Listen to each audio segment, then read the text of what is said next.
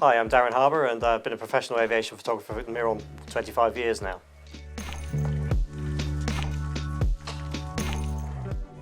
When I first got into aviation photography, I was a small child going to air shows with my father, so probably around the age of 6, 7 years old when I first started taking pictures, and then progressed into my teen years onto a more serious camera, and it went from there.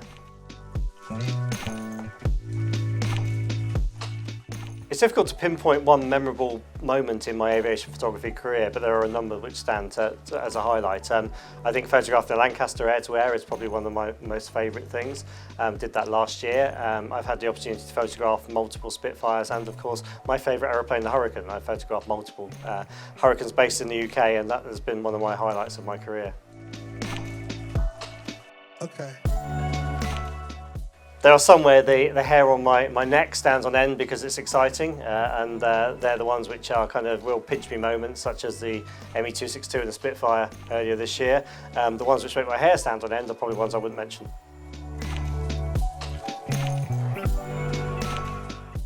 So when it came to being involved in the Aviation Photography Awards for Airfix this year, it's quite an exciting opportunity. I met up with the Airfix team by chance at Goodwood, where we were doing a night photography day, and conversations kind of came up about me wishing to kind of be involved in the brand Airfix, because as a boyhood brand which I grew up with, I was very keen to maybe do more with the brand, and the team suggested maybe getting involved in the photographic competition, and the conversations progressed, and now I've got the exciting opportunity of actually judging this year's competition, which I'm actually really looking forward to.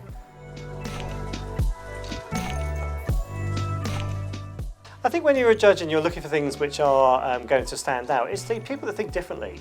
It's people that show that they've not necessarily just copied what other people have done previously. So it's not looking about extreme types of photography, it's looking about people that have really thought about, does this picture tell a story? And that's the important thing. Do I look at this picture and want to know more? Do I think, how has it taken? Why has it been taken? What's the story behind it? If it's just a picture of an aeroplane against a blue sky, it doesn't really work. Whereas it's got some character involved, if it's got something which really tells a bit about where it's taken, those things are interesting. I think when it comes to sharing tips with people is that the key is really just think carefully about what you're going to take is the number one thing. So it doesn't matter if you're taking it on a mobile phone, it doesn't matter if you're taking it on a professional camera. Anything will enable you to take a good photograph. So on a mobile phone, you're perfectly capable of taking some very interesting pictures. Just look for things which maybe stand out as a bit different. Look for colour, look for shape, look for the composition. Make sure that the composition has got lots going on so that your eyes led around the picture. There's nothing more frustrating than having something in a picture that shouldn't be in a picture, so make sure there's no flagpoles going out the top of an aeroplane, for example, no feet at the bottom of an aeroplane while someone stood behind it. So think about what's your picture, and I always use the phrase when I do training days, is look around your picture, don't just look at it.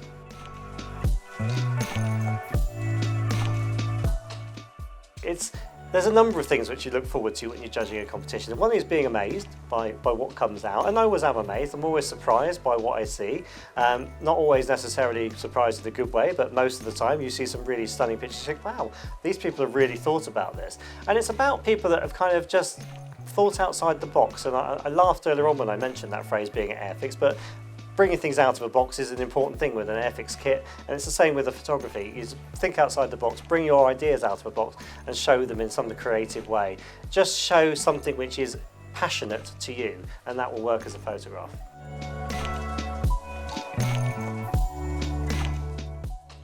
People often ask whether other pictures inspire me to do things differently, and I think that I can certainly say yes. There's many good photographers that have gone before me, and there will be many photographers that follow, and some of the people entering this competition may be people that take on what I do right now, that going forward they may be the future me's.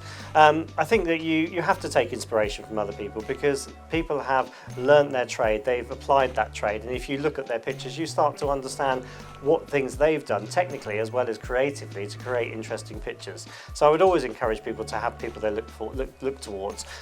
From my perspective, there's a guy called Phil McKenna, who's known as the Ghost, probably the best air-to-air aviation photographer in more recent times, absolute legend, and he helped me a massive amount actually when I got to know him. He gave me inspiration. So I always encourage people that when they post on social media, if they attend one of my photo days, to tag me on their pictures so I can look at them and actually give them feedback, because I think people do look at my own pictures and be inspired by them, and I find that really nice.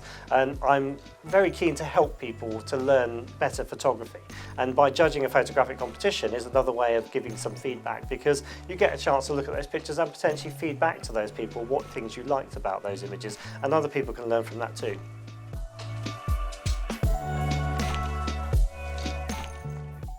I think that if someone's worried about entering the competition because they don't think they've got the talent, then they shouldn't be worried. I think that the key is to enter a photograph, because you never know. Sometimes the pictures which people don't think are very good are the ones which actually stand out as being the best ones. So don't be afraid to enter is the message I think I would give to you from that. And it's really important that you don't panic about entering something like this, because people worry about, I think this is the modern world, is people worry about the perception other people have of them. And they shouldn't be, because photography is a creative sport or creative item. And there are some pictures which some people love, some pictures which people don't like at all. Look at art. You know, not everyone likes a Van Gogh, but sometimes people will pay millions of pounds for it. So don't be afraid to enter.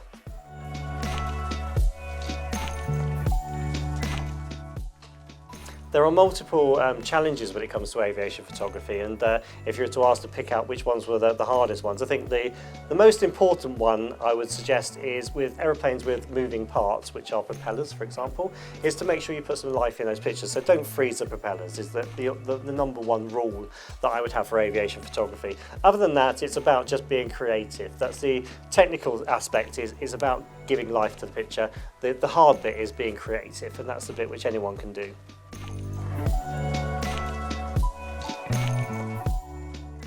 I think if you ask me to talk about the equipment that I would recommend for taking photographs, what I use is very different to what people entering this competition might use.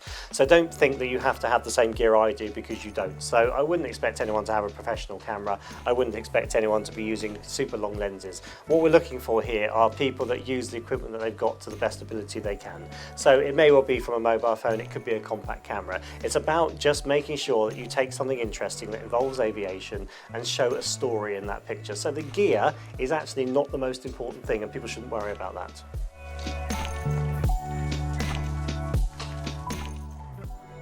I think if you're looking for advice for people that are looking to develop their photographic skills but around aviation, there are a number of ways they can do that. I wouldn't recommend online courses, because I think you don't learn anything by doing an online course, because you don't get that initial feedback. I do training days, for example, which are a good way to learn, but learn from people that are already shooting images out there. So follow people on social media that are inspirational in terms of the images they take, and look to see how they've taken their pictures. So that would give you an indication as to what you maybe can do to make your own images more creative.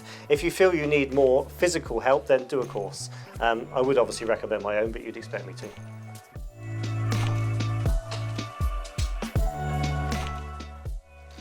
I think if anyone's just starting their journey in photography, particularly in the aviation field, the key is really persist.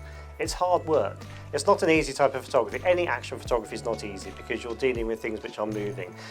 So you've got to persist. You've got to develop your technique by practicing lots. So the key is don't give up, because so many people will look at their pictures and go, that's blurred, that's out of focus, I haven't got that captured. But the more you practice it, the more air shows you go to, the more airfields you visit, the more you'll actually hone your technique and actually start to develop those skills. So practice is key. Don't give up.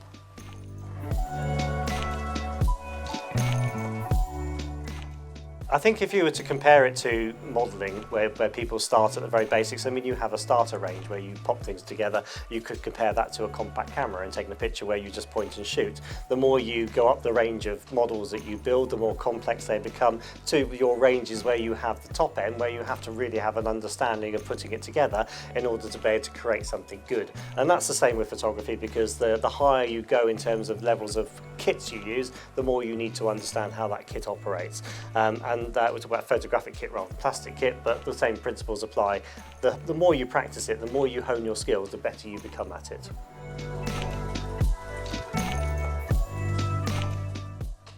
If you were to ask me if there are any skills or qualities that make a great aviation photographer, I'd have to think, well, not really, because it's the same skills that apply to any photography. It's not just being an aviation photographer.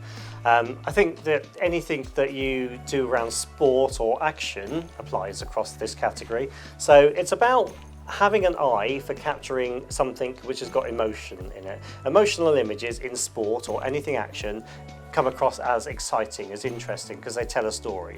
So when something moves, you want to show that it moves, show that it's got life, show that there's a human element to it. So that's the key, really.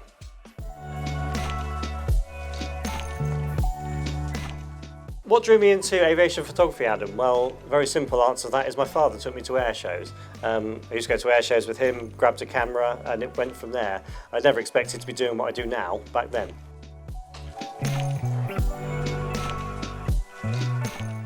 My advice for taking a great aviation photograph, I would say really is just to think through what you're taking. Take time to think about the picture you're going to take. Even if it's a static aeroplane in a museum, take time to think about it. Don't just snap it and walk on. Take time to consider what might be appealing. If you just move a couple of feet left or right, that could change how your picture comes out.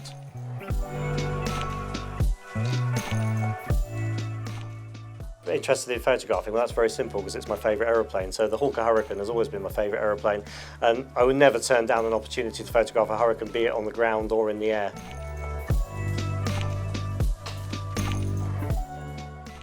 An interesting question to say what would be my bucket list when I first started doing air-to-air photography. I think my bucket list was to be able to photograph something air-to-air to start with, and then the more I've done it, my bucket list has started to become a much bigger bucket. You never expect to be able to do anything which I've managed to achieve, because you can't expect. You dream that you might one day get a chance to photograph the Lancaster, for example, and last year I managed to do that. I don't think that it's a never-ending list. I think the Mosquito, for example, is an aeroplane which I haven't photographed yet and I desperately want to. So unfortunately in the UK we don't have any Mosquitoes just now, but we might have something very soon, and hopefully that will therefore mean I can tick that one off my list. Every time I manage to photograph something different, it's a real honour. I don't look at it as a bucket list, I view it as an opportunity to fulfil an honourable thing.